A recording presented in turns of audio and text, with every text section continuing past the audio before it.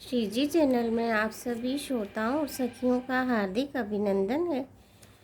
कल हमने जाना था कि शिव जी अपनी बारात लेकर माता पार्वती के यहाँ आते हैं, लेकिन माता पार्वती की माता मैना बहुत दुखी होती हैं और वो कहती हैं कि ये कैसा वर आया है मेरी पुत्री को ब्याहने के लिए।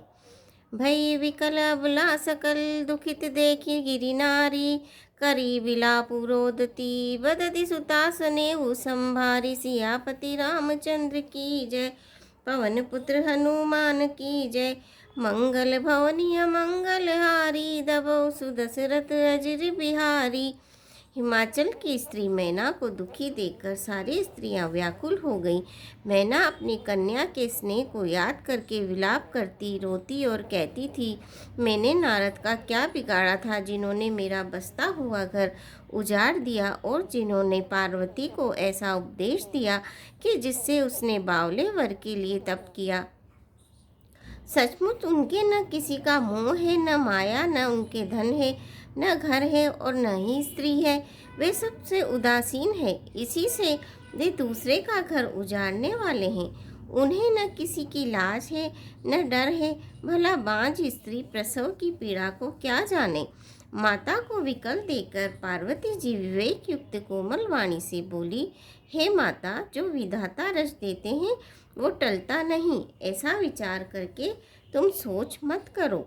जो मेरे भाग्य में बावला ही पति लिखा है तो किसी को क्या दोष लगाया जाए। हे माता, क्या विधाता के अंग तुमसे मिट सकते हैं। वृथा कलंक का टीका मत लो। क्योंकि माता पार्वती की जो माता जी थी मैना, वो नहीं जानती थी कि उनके घर में साक्षात जगत जननी जगदम्बा ने जन्म लिया है, इसीलिए वो दुखी हो रही थी। हे माता, कलंक मत लो, रोना छोड़ो। यह अवसर विषाद करने का नहीं है। मेरे भाग्य में जो दुख सुख लिखा है उसे मैं जहाँ जाऊंगी वहीं पाऊंगी। पार्वती जी के ऐसे विनय भरे कोमल वचन सुनकर सारी स्त्रियां सोच करने लगी और भांति भांति से विधाता को दोष देकर आंखों से आंसू बहाने लगी। इस समाचार को सुनते ही हिमाचल उसी समय नारद जी और सप्तऋषियों को साथ लेकर अपने घर गए। तब नारद जी ने पूर्व जन्म की कथा सुनाकर सबको समझाया और कहा कि हे मैना, तुम मेरी सच्ची बात सुनो। तुम्हारी यह लड़की साक्षात जगत जननी भवानी है। यह अजन्मा, अनादि और अविनाशिनी शक्ति है। सदा शिव जी के अर्धांग में रहती है। ये जगत की उत्पत्ति, पालन और संहार करने वाली है और अपनी इच्छा से ही लीला शरीर धारण करती है। पहले ये दक्ष के घर जाकर जन्मी थी, तब इनका नाम सती था। बहुत सुंदर शरीर पाया था। वहाँ भी सती शंकर जी से ही ब्याही गई थी तथा सारे जगत में प्रसिद्ध है। एक बार इन्होंने शिव जी के साथ आते हुए राह में रघुकुल रूपी कमल के सूर्य श्री रामचंद्र जी को देखा। तब इन्हें मोह हो गया और इन्होंने शिव जी का कहना न मानकर भ्रमवश सीता जी का वेश धारण कर लिया। सती जी ने जो सीता का वेश धारण किया, उसी अपराध के कारण शंकर जी ने इसको त्याग दिया। फिर शिव जी के वियोग में ही अपने पिता के यज्ञ में जाकर वहीं योगाग्नि से भस्म हो गई।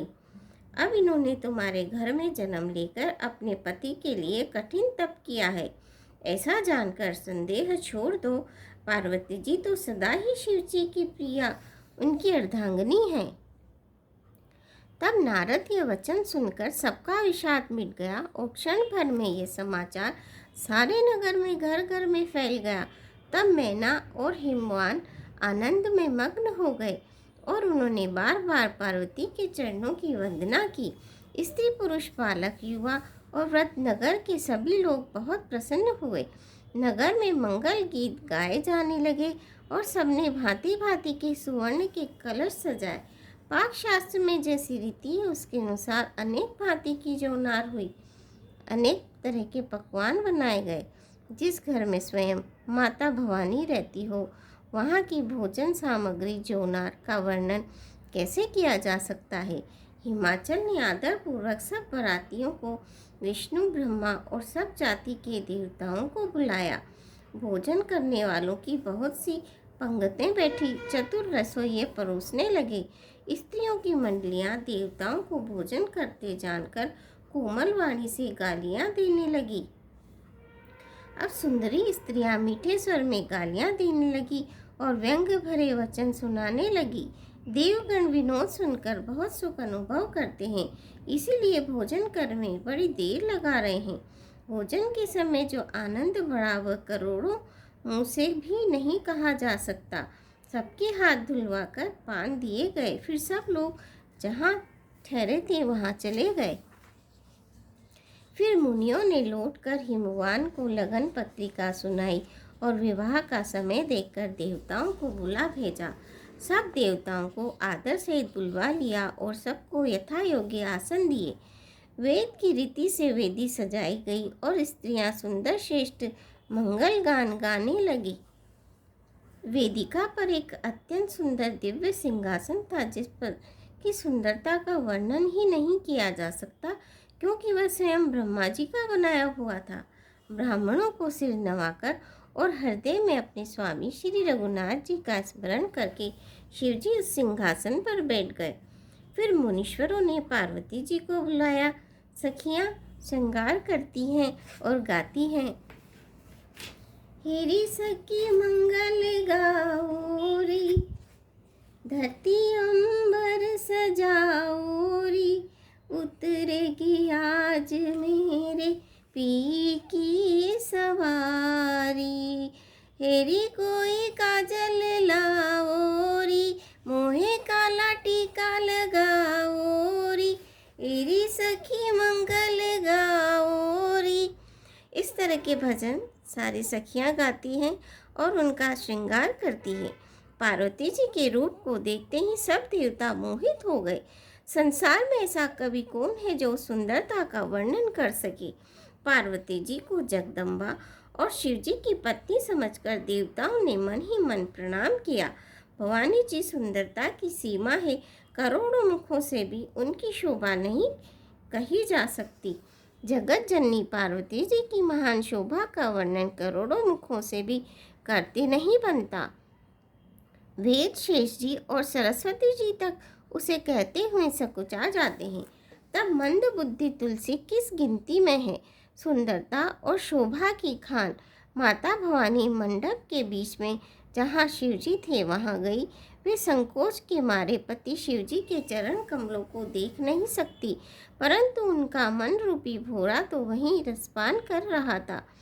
मुनि अनुशासन गणपतहि पूजे शंभु भवानी, को सुनी संशय करे, जनि सुर नाति जिय जानी, सियापति रामचंद्र की जय, पवन पुत्र हनुमान की जय, मंगल भवनीय मंगलहारी, दबौ सुदशरथ अजिर बिहारी, दीन दयाल विरद संभारी, हरौ नाथ मम संकट भारी।